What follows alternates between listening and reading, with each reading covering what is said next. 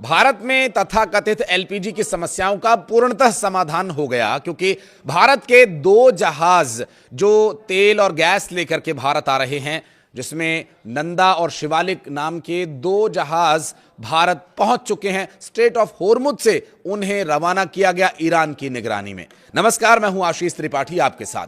भारतीय कूटनीति का पूरी दुनिया में डंका बज रहा है, इस बात में कोई भी शक शुबा नहीं है। वर्तमान परिस्थितियां, चूंकि पूरी दुनिया में युद्ध के हालात हैं, और जब खुद वो देश जिनसे हमें डील करनी है, जिनसे हमें बातचीत करनी है, नेगोशिएट करना है, वो खुद युद्ध में अगर शामिल है और खुद युद्ध के हालात से जूझ रहा है, तो वो ऐसी परिस्थिति में भला किसकी सुनेगा।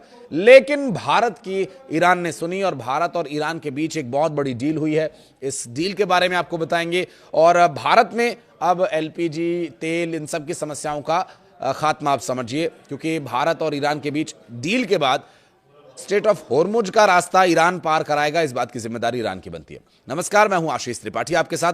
पश्चिम एशिया की स्थिति भयानक बनी हुई है। ईरानी द्वीप खार्ग और अमेरिका के अब तक के सबसे बड़े हमले ने जंग का रुख बदल कर रख दिया। इस द्वीप पर हमले के कारण सीधे तौर पर चीन के हितों पर चोट हुई है, और इस बीच ईरान के साथ भारत के कूटनीतिक संबंधों में काफी सुधार हुआ है। दोनों देशों के शीर्ष नेतृत्व के स्तर पर बातचीत हुई।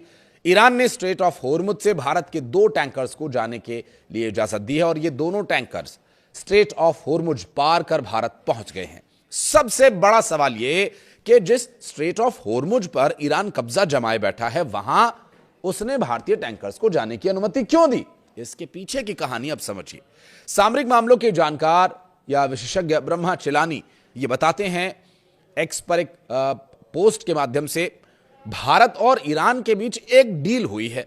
इस डील के तहत दो तेल टैंकर्स शिवालिक और नंदा देवी भारत पहुंचे हैं। हालांकि इंडियन एक्सप्रेस की ताजा रिपोर्ट के मुताबिक स्ट्रेट ऑफ होर्मुज में अभी भी भारत के 22 टैंकर्स फंसे हुए हैं, क्योंकि हालांकि ईरान उस पर हमला नहीं करेगा, लेकिन ईरान के नाव, ईरान के टैंकर्स, ईरान के द्वारा तैनात किए गए द्वीप में रक्षा के लिए जो हथियारबंद युद्धपोत हैं या जो भी उनके पास संसाधन अवेलेबल हैं, उन पर हमला अमेरिका कर सकता है। ऐसे में लगातार गोलीबारी के बीच, बमबारी के बीच जहाज़ों का निकलना थोड़ा मुश्किल हो जाता है, इसलिए सेफ रास्ता देखने के बाद ही वहां से रवानगी होती है।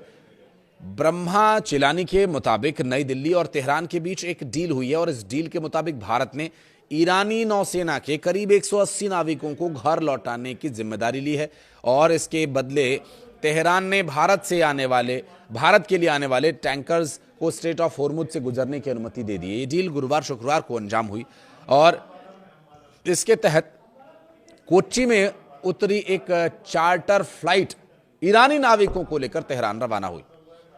ये नाविक IRIS लवान नाम के एक ईरानी नौसैनिक जहाज पर सवार थे।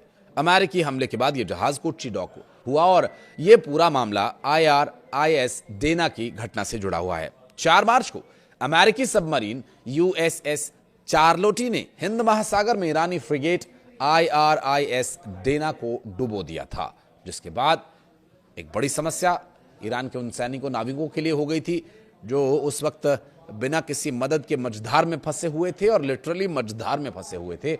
वहां से भारत उन्हें मदद कर रहा है। ऐसे में ईरान के राजदूत का वो बयान आपको याद ही होगा, जिसमें उन्होंने कहा था कि भारत और ईरान अच्छे दोस्त हैं, हमारे हित साझा हैं।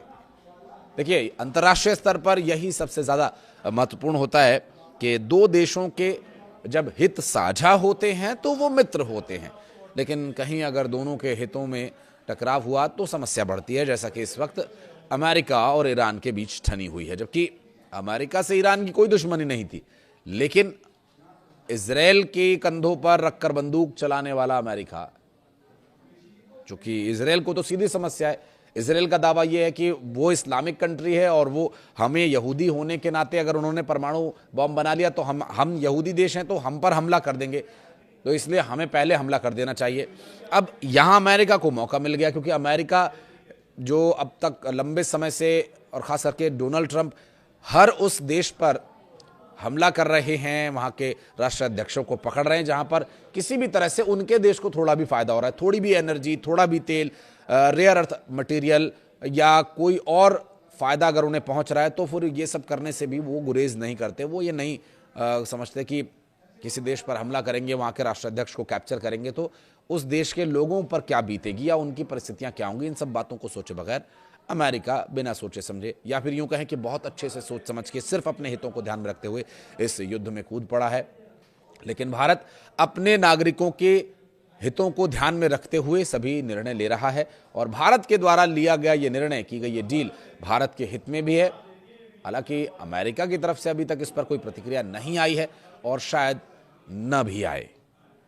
वीडियो को यहां तक देखने के लिए बहुत धन्यवाद। कुछ कहना चाहें तो कमेंट सेक्शन में आपके लिए दरवाजे हमेशा खुले हैं।